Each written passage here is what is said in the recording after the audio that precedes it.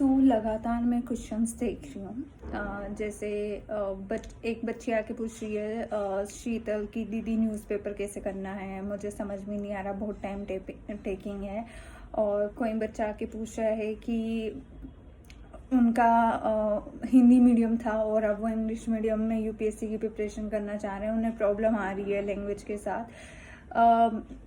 कल ही एक सूर्या जो आईडी से थे, यूज़र नेम से थे, उनने आकर पूछा कि वो पहली बार मेंस दे रहे हैं और उन्हें समझ में नहीं आ रहा कि कैसे क्या करें। एंड मेंस बहुत पास है and he is I think facing this problem.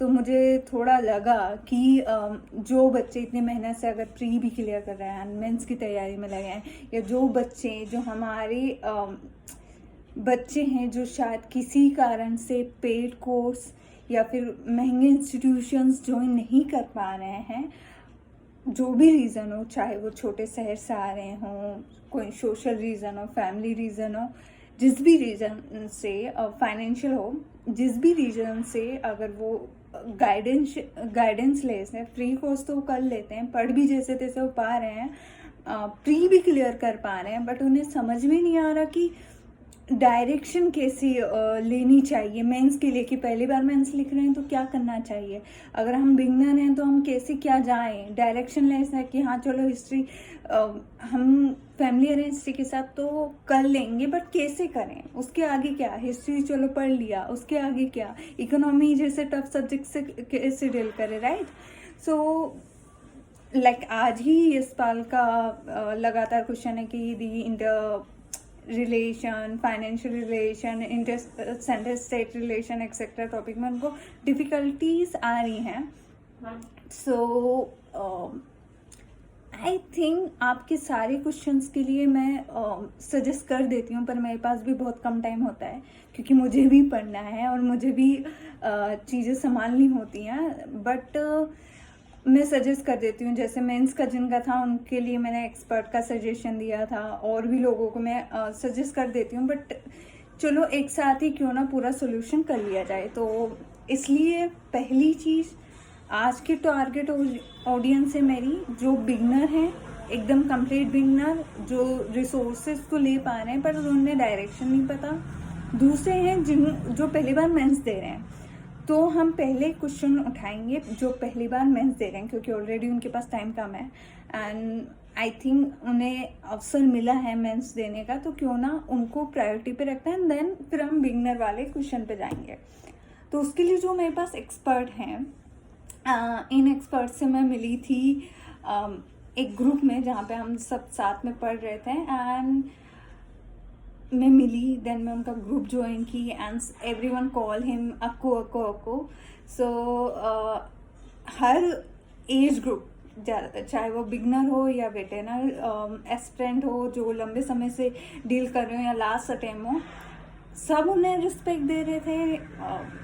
कितने ही लोगों ने उनकी चैनल पर बुला के मेंस आंसर राइटिंग के सजेशन गाइडेंस के लिए बुला रहे थे, एंड आई एम लाइक कि वाई, मतलब ऐसा क्या जो पर्सन मेरे साथ एक ग्रुप में है उसको इतना ज़्यादा लाइक सब रिक्वेस्ट करें कि यार आप आइए हमारे चैनल पे और मेंस आंसर राइटिंग के लिए बच्चों को गाइड कर दीजिए एक्सेट्रा।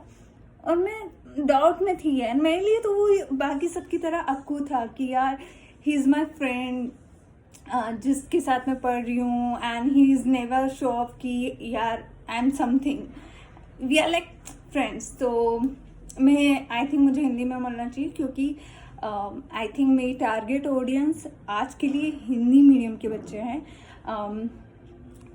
क्योंकि मुझे लगता है भाषा की प्रॉब्लम बहुत से बच्चों को है, इसलिए वो कमेंट सेक्शन में मुझे पता चल जाता है। तो हिंदी पे ही फोकस करती हूँ, हिंदी में ही ये पूरा सेशन रखती हूँ। और अक्कू से भी मेरी रिक्वेस्ट है कि वो हिंदी में एक्सप्लेन करें मेरे क्वेश्चंस को, ताकि बच्चों को फ़ायदा हो। एंड जब अक्कू के बारे में मैंने अपने अदर फ्रेंड से पूछा कि क्यों आकाश को शबे से बुलाते हैं गाइडेंस के लिए और इतना हर तरह के बच्चे उनको पूछते हैं, जबकि वो तो इतना फैमिलियर है, दोस्त जैसा है, सबको अच्छे से ट्रीट करता है, सबसे अच्छे से बात करता है। तब मेरे दोस्त ने बताया कि एक बार उसके PSIR ऑप्शनल पॉलिटिकल साइंस के मेंस के मार्क्स, एसी के मार्क्स देखना, फिर पता चलेगा कि क्यों बच्चे उसके एक्सपीरियंस को जानना चाहते हैं कि कैसे इतने मार्क्स यूपीएससी में ला सकते हैं, और वो बच्चों को गाइड करे जो पहली बार या मल्टीपल टाइम्स मेंस दे रहे हैं पर उतने मार्क्स नहीं ला पा रहे हैं.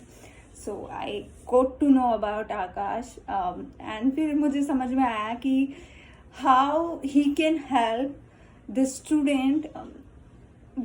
कैसे वो बाकी बच्चे जो भी कमेंट सेक्शन में पूछ रहे हैं, खासकर सूर्या ने जब बोला कि मैं फर्स्ट टाइम मेंस दे रहा हूँ, तो मैंने कहा कि आप उनका YouTube channel and Telegram channel join कर लीजिए. वो आंसर राइटिंग भी मतलब आंसर इवेलुएट भी करता है कि कैसे आंसर्स को लिखना है मेंस में, जो कि सबसे टफ पार्ट होता है हर स्टूडेंट के लिए.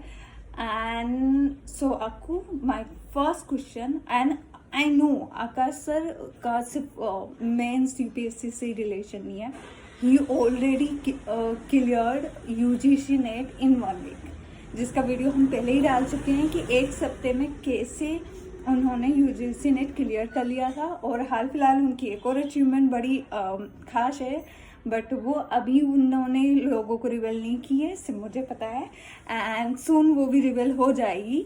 बट सो फर्स्ट क्वेश्चन जो मेरा है, पहला प्रश्न जो मेरा है वो है कि जो बच्चे पहली बार मेंस लिख रहे हैं उनको क्या अप्रोच अपनानी चाहिए.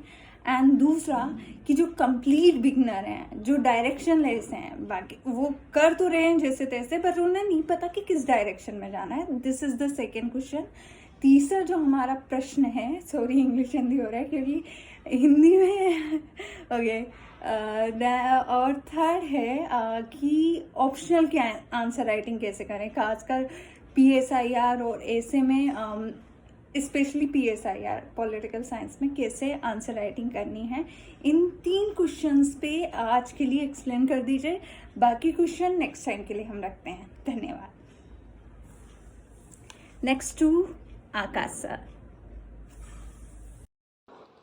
Thanks, Study with Bandhu, for such a nice description of mine. And as I am asked 3 questions, so here I am trying to address those.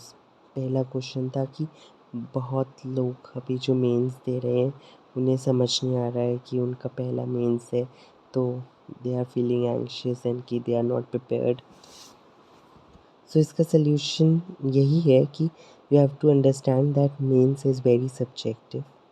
कितनी प्रिपरेशन मेंस की होनी चाहिए ये कोई भी नहीं बता सकता है. देयर इज़ मिनिमम लेवल जिसमें आपके थोड़े से नोट्स हों, थोड़ा सा आपने आंसर राइटिंग किया हो, और उसके बाद नोबडी कैन टेल कि कितनी मेंस प्रिपरेशन होनी चाहिए ताकि हमारे अच्छे मार्क्स आ सकें. इसीलिए हमें कई बार क्या होता है कि वेटरन्स के मार्क्स कम आते हैं एंड जो टॉपर्स होते हैं they are first attempters, because जो टॉपर्स होते हैं they are able to innovate. So you have to focus on innovation. जो भी आज तक आपने पढ़ा है उसको कैसे हम आंसर शीट पे यूज़ करें, we have to understand that.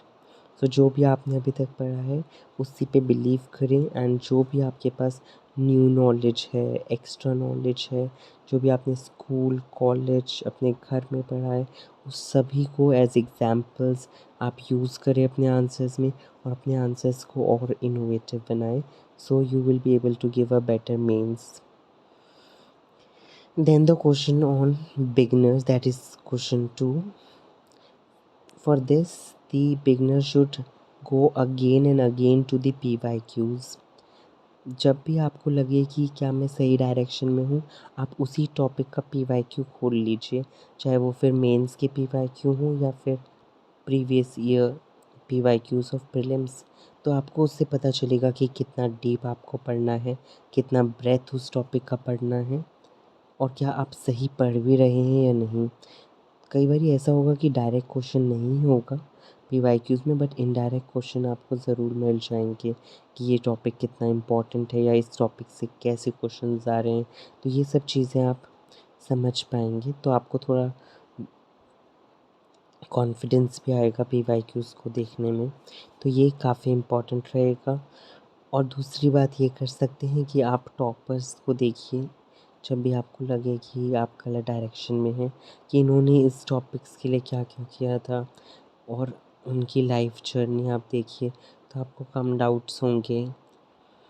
और आप ऐसे टॉपर्स को भी फॉलो कर सकते हैं जो आपकी एकेडमिक लाइफ से जुड़े हुए हैं। जैसे अगर कोई बीटेक किया हुआ है तो वो वैसे ही टॉपर को फॉलो करे, बट जो कोई बीए किया है तो वो वैसे टॉपर को फॉलो करेगा, तो उसे पता होगा कि उसे सीसैट पे ज़्यादा ध्यान देना है।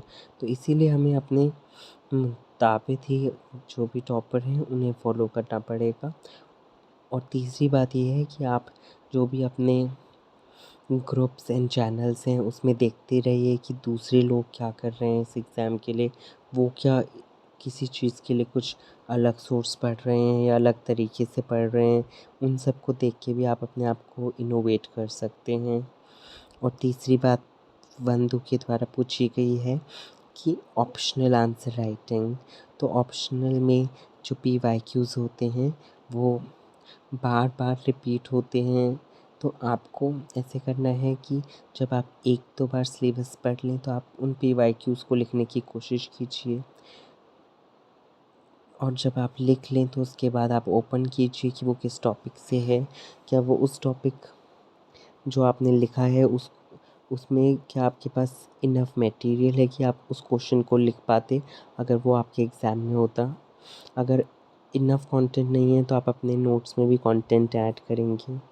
और इसके बाद यहीं ख़त्म नहीं हो जाता है, आप इसके बाद एक कॉपी लीजिए जिसमें आप उस PYQ को दोबारा रीफॉर्म करें और लिखें, क्योंकि जो हमारे यहाँ ऑप्शनल है उसमें PYQs बार बार रिपीट होंगे।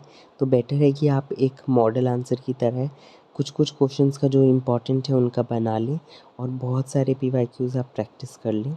और जो थोड़े इजी PYQs होंगे उनको आप सिर्फ दिमाग में सोच लें कि ऐसा आएगा तो मैं ऐसा लिख दूँगा। तो इस तरीके से आप ऑप्शनल आंसर राइटिंग को हैंडल कर सकते हैं।